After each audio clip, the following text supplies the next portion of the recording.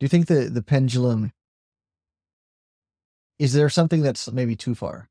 Where like say the next trailblazer comes in and you're like, okay, but that's too much. And then that we could over rotate. Sure, but someone's saying that about me. Well, that's what I mean. So now it's you, right? So do you have something where like, no, and this is no what line, well, no this is line what for I'll you? say to anybody that wants to do this in the future, wants to do it seriously and in a competitive endeavor and take it to a high level of quality and enter it in like large major competitions in this country. You cannot do it because it's a gimmick. You cannot do it because you want to experiment or have fun. What is it like? I'm not wearing the shoes. I'm wearing like some Crocs because that's my truth. You know, like where do we go?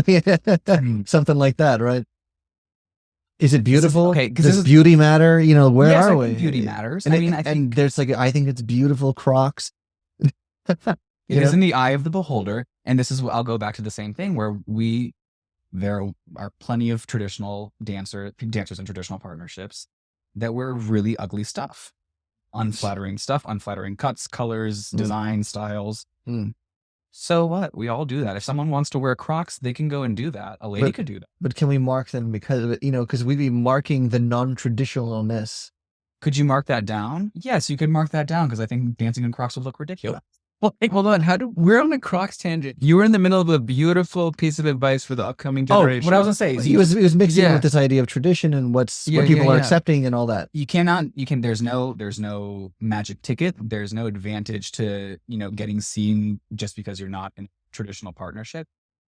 Yes, they will look at you, and that can be a bad thing if when they're looking at you, you have nothing to show. I mean, you have to put in the work. You have to treat it like every other girl in that industry. I mean, I recognize that all my competitors have been dancing often many other styles, or they come from other dance backgrounds, or they've been dancing ballroom for years since they were kids, and that's why they can dance at this really high level.